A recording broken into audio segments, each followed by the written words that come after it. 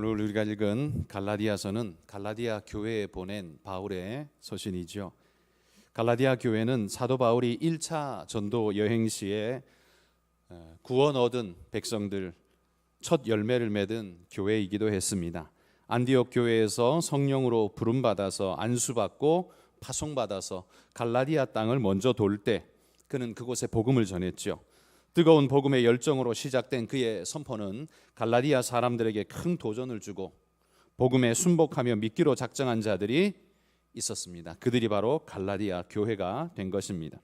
그들은 이방인이었지만 예수 그리스도를 주로 고백하고 믿는 자였습니다. 바울의 입장에서는 복음 사역의 첫 열매였으니 얼마나 그들에게 애착이 가고 사랑스러웠겠습니까?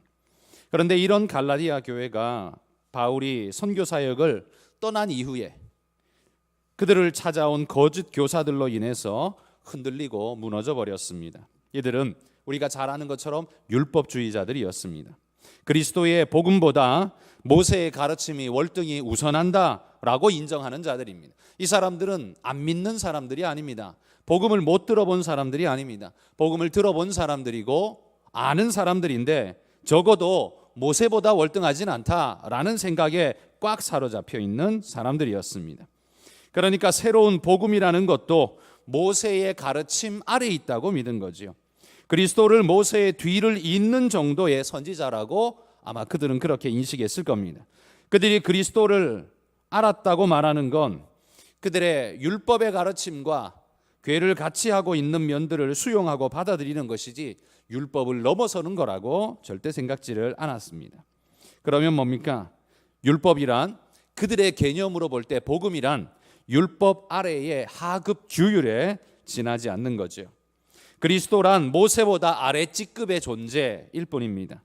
그들에게 있어서 그리스도란 열심도 있고 지식도 있는 것 같지만 그들의 메시아관은 모세를 그냥 뒤이어 바톤을 이어받은 존재, 한 선지자 그 정도를 넘어서지 못한다는 겁니다. 이에 대해서 바울은 심히 격분하게 됩니다.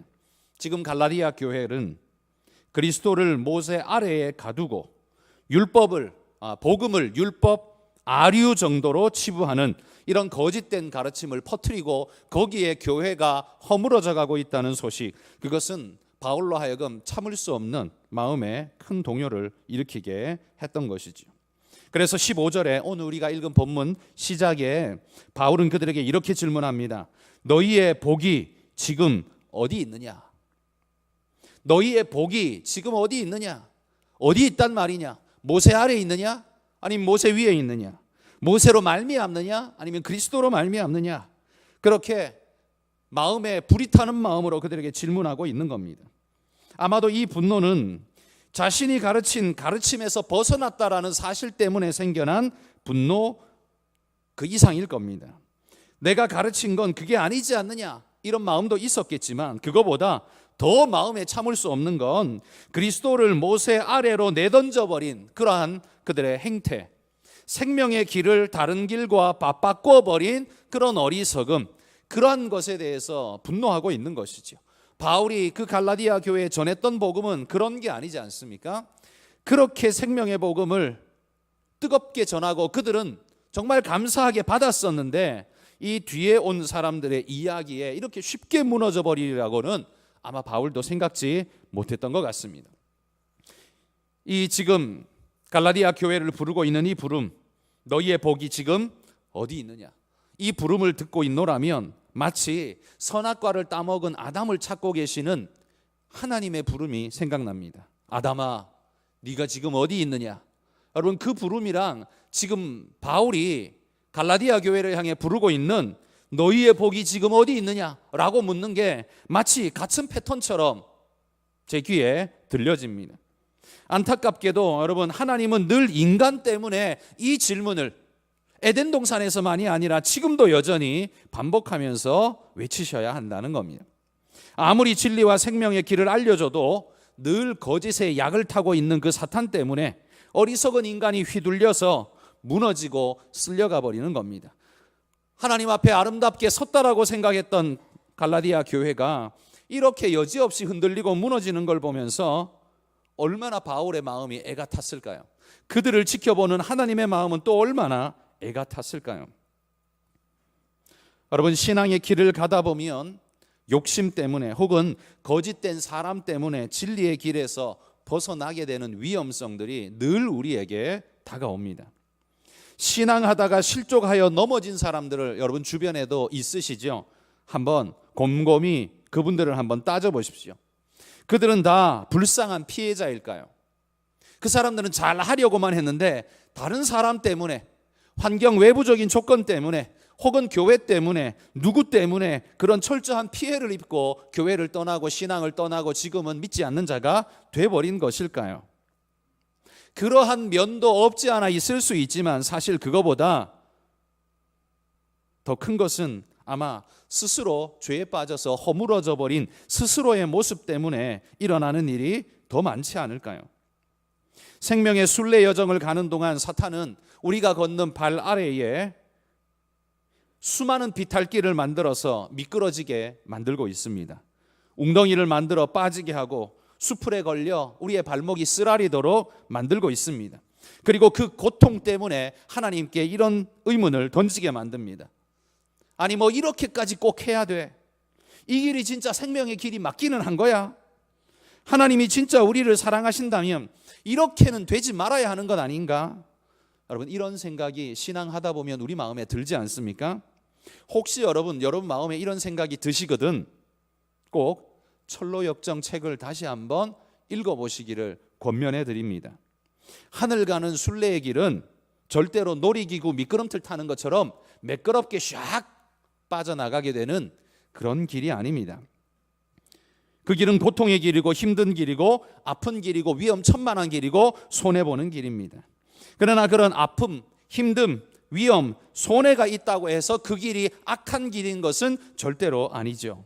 오히려 진짜 길이기 때문에 사탄이 그렇게도 유사의 길을 많이 만들고 넘어뜨리려고 혈안이 되어 있는 것입니다.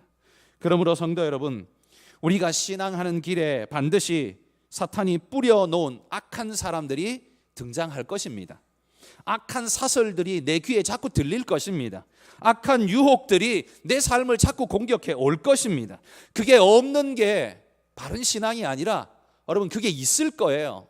있을 수밖에 없을 겁니다. 그러기에 우리는 진리에 굳게 서셔야 합니다. 바울이 가르친 복음이 잘못되었기 때문에 갈라디아 교회가 무너진 게 아닙니다.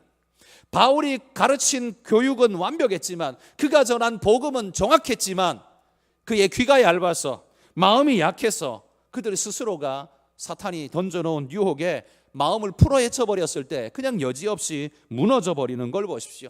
여러분, 지금까지 우리가 들은 설교가 거짓되었기 때문에 우리가 무너지는 게 아닙니다. 우리가 지금까지 살아온 신앙이 잘못되었기 때문에 우리가 무너지는 게 아닙니다. 우리의 무너짐을 위해서 사탄은 그렇게 혈안이 되어서 여러 가지로 악한 것을 우리 주변에 뿌려놓고 있다는 겁니다. 그러므로 여러분, 누구 말만 듣고 쉽사리 누구 때문에 벌어진 일이라고 생각하지 말고, 그런 흔들림은 누구 때문에 생긴 일이 아니라 내가 어리석어서 벌어진 일이라고 생각하셔야 됩니다. 그리고 하나님 말씀에 더 붙잡고 주님께 나가야 한다는 생각을 잊지 말고 하나님 앞에 붙잡고 가셔야 합니다. 여러분, 나의 어리석음이 나를 망치지 못하도록 귀를 잘 지켜가시기를 소망합니다. 옆에서 내게 내뱉는 말들 때문에 현혹되어서 그래? 그러면서 그 한마디에 그냥 허물어지지 말고, 근거도 없는, 검증되지도 않은 그 사람의 기분에 따라 선포한 그 말에 그냥 속아가지고 그래? 그러면서 그냥 거기 빠져가지고 앞도 뒤도 보지 않고 미끄러지는 길로 빨려들지 마시기를 바랍니다. 우리는 우리의 생각 속에서 마음대로 소설을 쓰고 마음대로 생각하고 마음대로 말해도 되는 그런 권리를 가진 사람은 그 누구도 없습니다. 내 입을 가졌다고 그렇게 마음대로 말해도 되는 건 아닙니다. 아무리 교회를 오래 다녔어도, 아무리 연세가 높아도 그럴 권한은 없다라는 겁니다. 단지 귀를 지켜야 하는 책임만 우리에게 있습니다. 함부로 아무 말이나 듣지 말고, 함부로 아무에게나 귀를 내려놓지 말고, 하나님의 말씀에 위배되는 것들은, 하나님이 기뻐하지 않는 것들은 스스로 차단할 줄 아는, 스스로 멀리할 줄 아는 지혜를 가지고 말씀 앞에 굳게 서시기를 소망합니다. 오늘 바울이 지금 갈라디아 교회 성도들에게 말하는 것처럼, 묻고 있는 것처럼, 너희가 지금 어디 있느냐? 아담에게 질문하셨던 질문처럼, 아담아 네가 어디 있느냐? 여러분, 그 질문을 우리가 듣지 않을 수 있기를 소망합니다. 그런데 여러분, 이 이야기를 듣고 있는 갈라디아 사람들은 어떤 사람들입니까? 이렇게 쉽게 바울에게서 등을 돌려도 괜찮을 만큼 그런 가벼운 관계의 사람이었습니까? 아니죠. 15절에 하반절에 보면 이렇게 말합니다. 그들은 자신들의 눈이라도 빼줄 정도로 바울을 사랑했고 아꼈고 믿었다, 이렇게 말합니다. 여러분, 이런 관계는 엄청난 관계 아닙니까? 혹시 저를 위해서 눈을 빼주실 분 있습니까? 없으실 것 같거든요. 근데 바울은 지금 갈라디아 성도들을 향해 이렇게 말합니다. 나를 위해서 너희는 너희 눈이라도 빼줄 정도로 그렇게 나를 믿었고 사랑했고 따랐고 화합했었다. 그런데 그랬던 사람들이 어떻게 이렇게 순식간에 돌변을 해서 바울에게 등을 돌리고 이런 일들이 벌어질 수 있었을까요? 바울의 아픔이 여기 있는 겁니다. 그 사람들이 원래부터 그냥 바울하고 냉대하고 있었던 사람, 그냥 제대로 믿지도 않고 긴가민가 그래? 뭐 한번 생각해 볼게, 이 정도 했던 사람들이라면 바울이 상처받지 않았을 겁니다. 그 사람들 그러더니만 결국 그렇게 되었네, 아마 이렇게 말했을 거예요. 그런데 지금 바울이 그렇게 눈이라도 빼줄 정도로 사랑했다라고 생각했는데, 자신이 생각할 때는 이 갈라디아 사람들이 자기를 향해서 정말 진심으로 정말 귀한 사랑으로 자기를 아껴줬다라고 그렇게 확신하고 믿었는데, 돌아서자 칼을 꽂고 있는 이 모습을 보자면 마음에 큰 상처가 되지 않을 수 없었던 겁니다. 그들의 진심과 사랑을 알았기에 지금 현실이 너무나 바울에게 아픈 것입니다. 여러분, 갈라디아 성도들의 사랑을 이런 저기로 바꿔버린 건 무엇 때문일까요? 누구 때문일까요? 그들의 사랑은 정말 그렇게 하찮은 것이었을까요? 그렇게 사랑했던 관계였는데, 그렇게 존경했던 관계였는데 무엇이 바울과 그들 사이를 이렇게 만들어버렸을까요? 그건 우리가 아는 것처럼 거짓된 자들 때문이었습니다. 거짓된 말들 때문이었습니다. 진리에 기초한 말이 아니라 유대에서 온 율법주의자들, 그들은 복음을 들었습니다. 알고는 있습니다. 그러나 그들의 신념 속에 이런 신념이 있습니다. 그 어떤 것도 모세보다 높을 수 없어. 그 어떤 것도 율법 이상일 수 없어. 이 전제 속에 복음의 이야기를 들으니 복음을 어디다가 끼워 넣어요? 율법 위에다가 끼우는 게 아니라, 율법을 지배하는 말씀으로 받아들이는 게 아니라 율법 아래에다가, 율법 밑에다가 그냥 집어넣어 놓고 적당히 버무리는 정도로 이해를 하는 겁니다. 뿐만 아니라 그러다 보니 모세 같은 선지자가 올 것이다 라고 말하지 않았느냐? 그러니까 그 예수는 그냥 모세 같은 선지자일 뿐이다. 그냥 모세처럼 그냥 좀 열심 내고, 모세만큼은 아니지만, 모세에게 능가할 수는 없지만 그래도 괜찮은 선지자로 그가 그냥 그렇게 와서 우리에게 말해준 거야. 율법을 넘어설 수는 없어. 이렇게 그들은 생각을 했다는 거죠. 모세 외에는 없다. 이게 그들의 신념이었고, 그 신념이 워낙 두터워서 어떤 복음의 말씀도 그들의 속으로 들어갈 수가 없었습니다. 아주 돌짝밭 같은 마음이었다는 거죠. 여러분, 그들이 복음의 말씀을 들어봤다라는 사실, 들어서 안다는 것이 중요한 게 아닙니다. 그들이 예루살렘에서 왔다는 사실이 중요한 게 절대 아닙니다. 들었다는 사실이 그들이 제대로 안다는 걸 보장하는 말은 절대 아닙니다. 이해되시죠? 들었다는 사실이 제대로 안다는 말을 보장하는 건 절대로 아니라는 겁니다. 듣고 엉뚱하게 해석하는 사람이 얼마나 많습니까? 그들은 들었지만 제대로 아는 게 아닙니다. 자기 마음대로 해석했습니다. 엉뚱한 이야기를 지어내고 있는 겁니다. 이런 엉뚱한 사람들의 말을 분별해낼 능력이 갈라디아 성도들에겐 아직 없었던 것이죠. 이것이 안타까움이었습니다. 그래서 바울이 안타까워서 가슴을 치는 겁니다. 생명의 길을 버리고 죽음의 길로 돌아서 버리는, 진리의 길을 버리고 어리석은 길로 나아가 버리는 그 모습을 보며 바울은 가슴을 칠 수밖에 없었던 것이죠. 여러분, 이 악한 자들은 이 갈라디아 사람들을 설득하기 위해서 어떤 방법을 사용했냐면, 야, 너희가 말하는 그 바울, 걔는, 아마 그렇게 말했을 거예요. 그 사람들은 바울, 걔는 예루살렘에 가면 순번에 저 꼴찌야. 너희들은 뭐 제일 앞선 자라고 생각할지 모르지만, 에이, 아니야. 예루살렘에 가면 바울은 제자 중에 끼지도 못하고 사도도 아니고 저 순번으로 저 꼴찌에 서 있는 사람이야. 그 사람이 뭐 어떻게 모세보다 뛰어난 말씀을 전한다고? 에이, 아니야. 걔한테는 사도권 없어. 그들은 그렇게 가르쳤을 거라는 거죠. 왜 이렇게 말할 수 있습니까? 왜냐하면 초대교회에 사도라는 이름, 공식적인 이름을 얻을 수 있는 자들은 누구냐 하면 두 가지 조건이 따랐어야 합니다. 예수님의 가르침과 죽으심을 직접 목격한 자여야 했습니다. 가르침을 배우고 그분의 십자가 죽음을 목격한 자여야 했다. 이게 첫 번째 조건. 두 번째는 그분으로 하여금 복음 사역자로 택함받고 파송받은 존재여야 한다는 것. 이 두 가지가 사도의 요건이었습니다. 그런데 문제는 바울은 예수님이 살아계시는 동안에 예수님을 따르지 않았거든요. 예수님 믿지 않았거든요. 그러니 주님의 가르침과 죽으심을 목격한 했을 수는 있지만 가르침을 배우고 받아들인 존재는 아니었기에 그는 사도일 수 없다, 이렇게 말하는 거죠. 이 말만 들어보면 이 말이 맞지 않습니까? 여러분, 이 말은 객관적으로 맞는 말이에요. 그러니 갈라디아 성도들이 들었을 때 그 말이 맞네. 우리가 들었을 때에도 바울은 예수님이 부활하시고 난 다음에야 다메섹 도상에서 주님을 만났다 그랬어.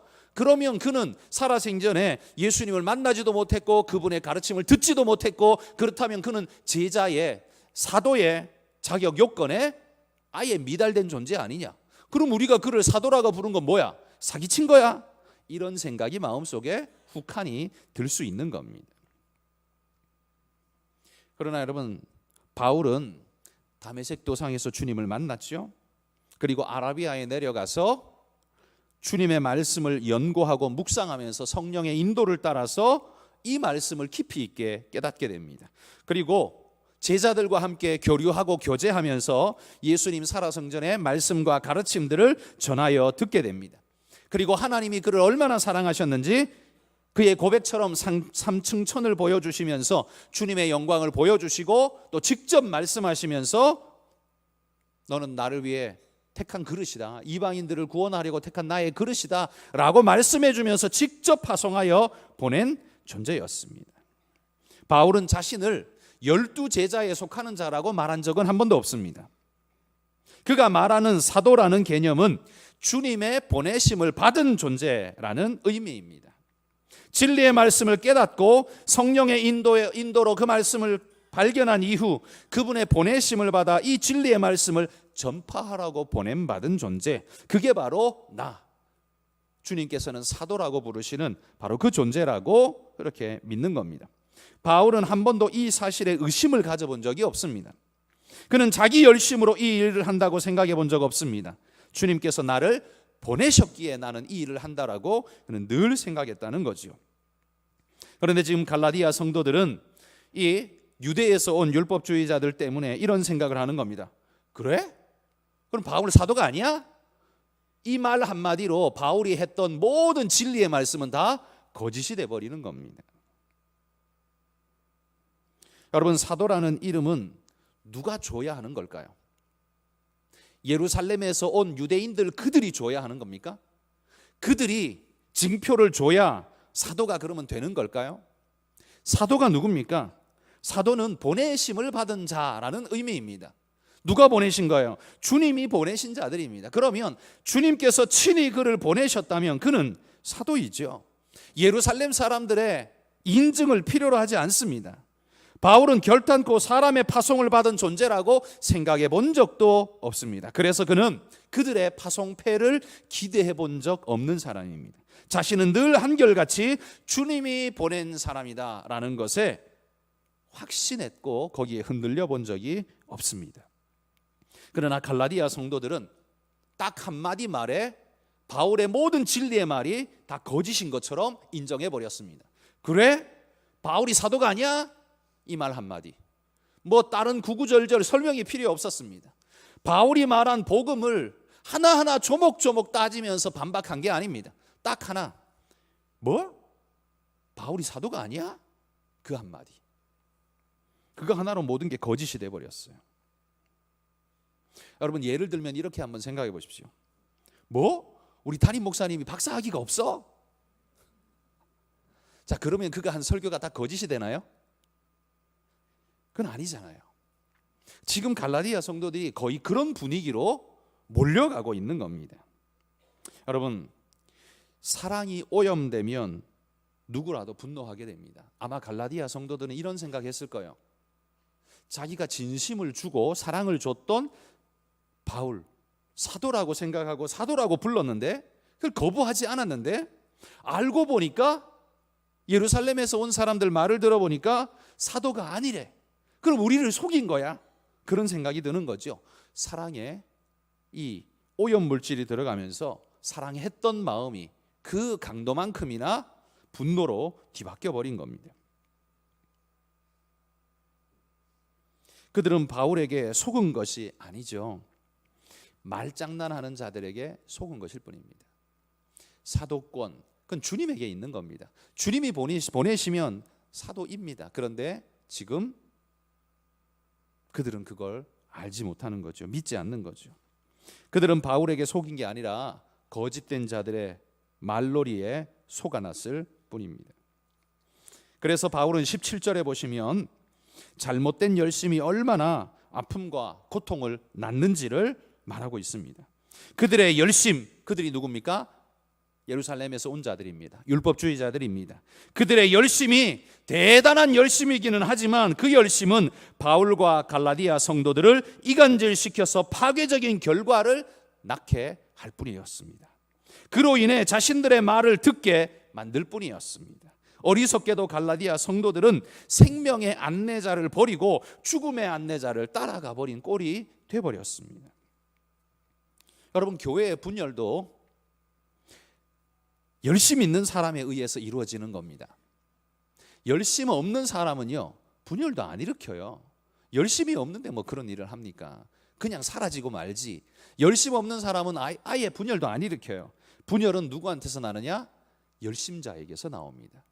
그런데 그 열심이 어디에 기인해 있느냐, 어디를 목적하느냐, 어떤 모양이냐, 이게 굉장히 중요한데 지금 여기 예루살렘에서 온 자들은요, 자기의 열심이 율법에 정확하게 일치한다고 믿고 그것은 곧 하나님의 뜻이라고 믿고 그렇게 지금 혈안이 되어 있는 겁니다. 여러분, 교회를 파괴시키는 자는 교회 바깥에 있는 세상 사람이 아닙니다. 지금 교회가 만신창이가 된 이유는 교회 바깥에 있는 사람 때문에 만신창이가 된 게 아닙니다. 교회 안에 있는 사람 때문에 만신창이가 되어 있습니다. 그리고 거의 요즘 제가 볼 때는 요즘 교회는 자해 수준입니다. 자해. 성도들이 그냥 말하기 좋아해서 거의 자해 수준으로 교회를 스스로가 스스로를 거의 작사를 내고 있는 중입니다. 저는 성도들이 이거 굉장히 조심하셔야 하고 절제하셔야 한다고 생각합니다. 자해하지 마십시오. 거기에서 얻을 게 뭔데요? 이건 누가 좋아하는 건데요? 결과가 뭘까요? 그건 자성하고 다른 겁니다. 자해는 자성하고 다른 거예요. 우리는 자성을 하고 깨어 일어나서 다시금 돌아서야지 자해를 하고 앉아 있으면 안 됩니다. 칼로 난도질은 하는데 답은 안 줘요. 사랑으로 안아줘야 되는데 칼로 난도질만 해요. 여러분, 그건 자성이 아니에요. 자해지. 그런데 요즘 교회를 보면 많은 부분 자해를 합니다. 저는 그게 너무나 안타깝습니다. 그리고 그걸 굉장히 도덕 있냐, 진리 있냐, 깨끗한 양, 그렇게 이야기하는 걸 보노라면 굉장히 마음이 불편합니다. 의도가 틀리지 않았을지는 몰라도 방법이 틀렸습니다. 그건 아니죠. 하나님 예수 그리스도께서 우리가 깨끗해서 십자가 구속하셨습니까? 원래부터 더러웠습니다. 우리가 착해서 구원했습니까? 원래부터 개판이었습니다. 우리가 정말 착하고 말 잘 듣고 남들보다 뛰어난 도덕 군자였기 때문에 주님이 우리를 구속하셨습니까? 아니요. 원수요, 죄인이요, 말할 수 없는 악한 자였기 때문에 십자가가 필요했고 구속이 필요했습니다. 그런데 지금 우리는 뭐라고 말합니까? 지금 우리는 마치 우리의 도덕이 우리를 구원하는 것처럼, 그게 그냥 앞장서서 오히려 교회를 자해하는 수준에 이르기까지 하는 오늘의 모습을 보노라면, 이게 주님의 뜻인가? 이게 주님이 원하는 길인가? 그게 하나님이 기뻐할 일인가? 여러분, 열심이라는 것이 우리의 발이 되기도 하지만 우리의 칼이 되기도 한다는 사실을 아셔야 합니다. 열심은 우리로 달려가게도 하지만 우리를 죽게도 만드는, 할 수 있는 요소라는 사실을 유념하셔야 합니다. 그래서 열심내지 말라, 그 말이 아닙니다. 우리의 열심이 오염되지 않도록 하라, 그게 우리의 책임입니다. 열심내되 그 열심이 오염되지 않도록, 거짓된 사설에 넘어지지 않도록, 주님께서 피로 값주고 사신 교회를 박살내지 않도록, 무가치한 것으로 만들지 않도록, 파괴시키지 않도록, 그렇게 우리는 스스로 지켜가야 한다는 겁니다. 여러분, 칼이 되지 마시고 발이 되시기를 소망합니다. 거짓 요소에 오염되지 말고 스스로를 잘 지켜서 건강한 열심자가 되시기를 소망합니다. 이 일로 인해서 바울은 이렇게 19절에 말합니다. 다시 너희를 위하여 해산하는 수고를 하노니. 여러분, 해산하는 수고를 다시 하고 싶은 사람이 누가 있습니까? 이런 수고가 왜 필요하게 되었습니까? 이건 굉장히 아픈, 슬픈 이야기입니다.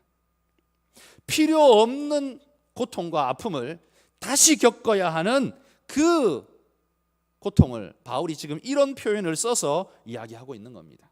다시 너희를 위하여 해산하는 수고를 하노니. 원래 해산한 생명으로 낳은 그것이 거짓이었습니까? 아닙니다. 진짜였습니다. 그런데 또다시 해산하는 고통을 겪어야 하는 바울의 입장은 어떨까요? 거짓에 왜곡되어 버렸기 때문에 이런 수고가 필요하게 됐습니다. 순전한 그들이 다른 말에 속아버렸기 때문에 다시 해산하는 수고가 필요하게 되었습니다. 다른 길로 가버렸기 때문에 그들을 되돌려 인솔해 와야 하기 때문에 해산하는 수고가 필요하게 되었습니다. 여러분, 다시 한번 복음의 말씀을 제대로 가르쳐야 하니 해산의 수고죠. 거짓에 오염되어 버린 그들의 정신과 마음을 정화시켜야 하니 이 얼마나 힘든 일입니까? 도화지, 백지에다가 그림 그리는 건 쉬운 일이지만 잘못 그려진 그림을 고쳐서 새로 수정하는 건 훨씬 더 어려운 일입니다. 바울 안에 생겨버린 의혹. 오늘 20절 끝에 말씀에 말하잖아요. 너희에 대하여 의혹이 있음이라. 누구에게 있는 겁니까? 바울의 마음속에 생겨버린 겁니다. 그리고 갈라디아 성도들, 그들 마음속에 바울을 향한 의혹이 생겨버린 겁니다. 여러분, 이게 쉽게 없어지나요? 묘하게도 이건 거의 없어지지 않습니다. 그냥 수면 아래 잠시 고개를 숙이고 있다가 조금만 문제가 탁 터지면 다시 고개를 불쑥 내밀고 의혹이 힘을 발휘하게 됩니다. 그러다가 또 문제가 해결된 것 같으면 또 고개를 살짝 집어넣었다가 문제가 생기면 또 불쑥 튀어나옵니다. 절대로 치유되지 않는 게 의심, 의혹, 이 요소입니다. 지금 바울이 고통스러운 건 이거죠. 지금 갈라디아 성도들이 바울에 대해서 의심하기 시작했다면 아무리 다시 가르쳐도 원상복귀를 시키는 건 거의 불가능한 상태입니다. 어느 정도 치료하는 데까지만 가능하지 거의 불가능한 상태입니다. 여러분, 그래서 해산하는 수고를 언급하고 있습니다. 이 얼마나 고통스러운 일일까요? 사도에게 이것이 얼마나 고통스러운 일이었을까요? 여러분, 우리 신앙을 속이고 왜곡시키고 더럽히는 요소는 반드시 악함에만 있는 게 아닙니다. 그런 것이라면 우리 눈에 확연히 보이기 때문에 우리는 아예 초장부터 멀리 하려는 마음이 있을 겁니다. 그러나 거짓된 교묘한 가르침, 그건 우리가 분간하기 어렵기 때문에 처음에 쉽게 그냥 받아들여 버리고 우리 속에 들어온 이상 떠나가지 않는 뿌리 박힌 죄악처럼 우리 안에서 역사하게 되는 겁니다. 그걸 분별해야 되는데 우리는 그런 눈을 제대로 가지고 있지를 못한 것입니다. 여러분, 우리 교회가 믿음의 순례 여정을 하는 동안 갈라디아 성도들에게 다가온 이런 유혹과 거짓의 사람들 반드시 있을 겁니다. 교회 안에 사람이든 교회 밖에 사람이든 반드시 있을 겁니다. 기억하십시오. 그런 사람들이 여러분 옆에 와서 속삭일 때에 무엇을 기준으로 나는 판단할 것인가를 잘 기억하십시오. 그냥 친한 사람이니까 뭐라고 말하면 그래? 그리고 그냥 홀라당 넘어가지 마시고 그게 진짜 사실인지 진리인지 성경 말씀에 부합한지 여러분 깊이 돌아보며 참과 거짓을 구분할 수 있는 그런 여러분들이 되실 수 있기를 주의 이름으로 축복합니다.